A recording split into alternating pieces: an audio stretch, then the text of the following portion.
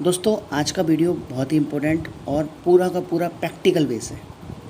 आज हम बात करेंगे किसी भी हॉस्पिटल में, किसी भी मेडिकल कॉलेज में दो डिपार्टमेंट मेजर होते हैं, एक ओपीडी, एक आईपीडी।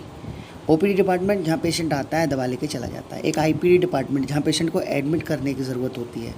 तो आज हम बात करेंगे जब पेशेंट एडमिट होता है तो उसके साथ क्या क्या प्रायोरिटी नर्सिंग इंटरवेंशंस हमें करने होते हैं हर मरीज के साथ में।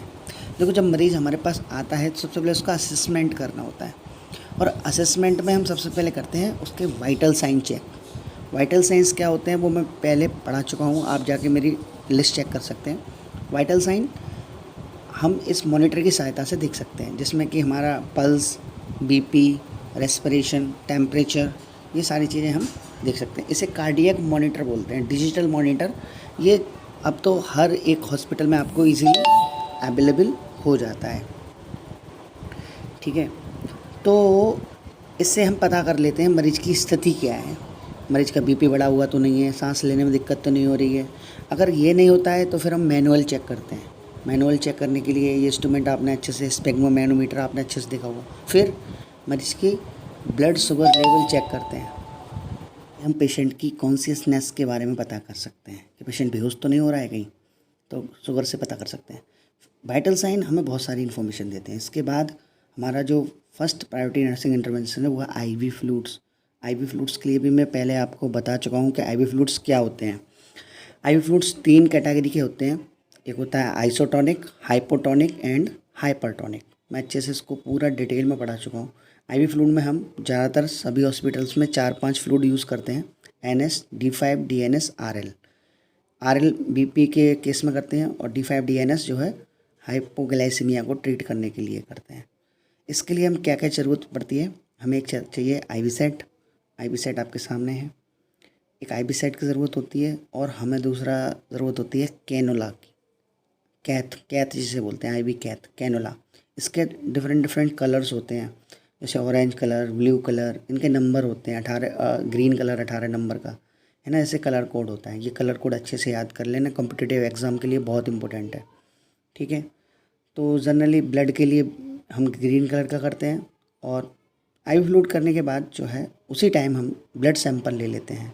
ब्लड सैंपल से क्या है, पेशेंट की जितनी भी जांचें जानी है, जैसे किडनी की जांच, KFT, LFT, CBC, है ना, जो भी हमें ब्लड से संबंधित जांचें करानी है वो भी उसी टाइम हम कलेक्ट करके सैंपल और भेज देते हैं पेशेंट के साथ वालों के साथ में, अपने अटेंडर के साथ में। फिर पेशेंट को अगर एक्सरे की ज़रूरत है तो हम एक्सरे के लिए भेज देते हैं पेशेंट को। अगर पेशेंट नहीं चल पाता है या जा नहीं पाता है तो एक्सरे मशीन को ही पेशेंट के बेड साइड पे ले आते हैं, ठीक है। यहाँ एक्सरे करके देख लेते हैं, कोई एक्सीडेंटल केस होता है तो हम करके देखते हैं कोई रिब्स वगैरह टूट के हार्ट में ना चले जाए, लंग्स में ना, है ना। फिर हम पेशेंट का ट्रीटमेंट स्टार्ट कर देते हैं। ट्रीटमेंट में हम जो भी मेडिकेशंस उसकी फ़ाइल पे हैं वो स्टार्ट कर देते हैं, है ना, और कार्डियक मॉनिटर को प्रॉपर पेशेंट को प्लेस कर देते हैं।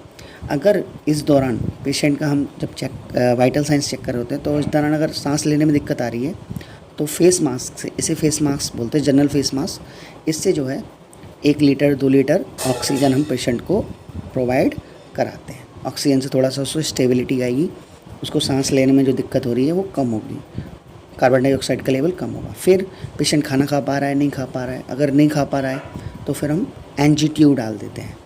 एनजी ट्यूब क्या होती है, नाक से ट्यूब डाल करके और स्टमक में लगा देते हैं, इससे हम खाना पीना दे सकते हैं, है ना।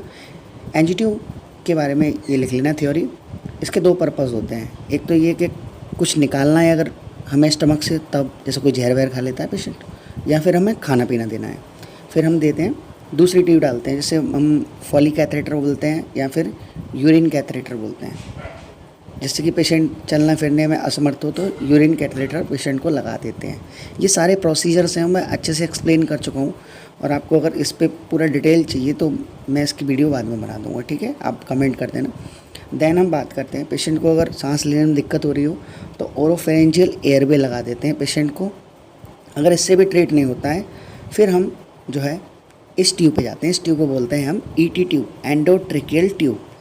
इसको हम कनेक्ट कर देते हैं ट्रेकिया में, और ट्रेकिया में कनेक्ट करके डायरेक्ट आर्टिफिशियल वेंटिलेशन हम जो करते हैं पेशेंट का वेंटिलेटर के द्वारा।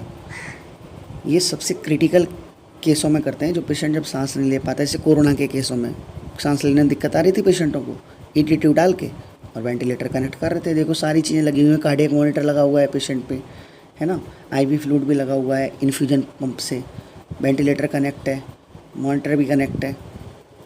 तो फिर हम पेशेंट को देखते हैं कि इसको अब क्या क्या दिक्कत है, फिर जाँच आएंगी पेशेंट की, उसमें देखेंगे किडनी फेल तो नहीं है, लिवर फेल तो नहीं है, लंग्स में कोई दिक्कत तो नहीं है। उस हिसाब से हम फिर आगे इंटरवेंशंस करते जाते हैं नर्सिंग केयर प्लान बना करके। ठीक है दोस्तों, आई होप वीडियो आपको बहुत अच्छी लगी होगी और ये काफ़ी आपको नॉलेज देगी।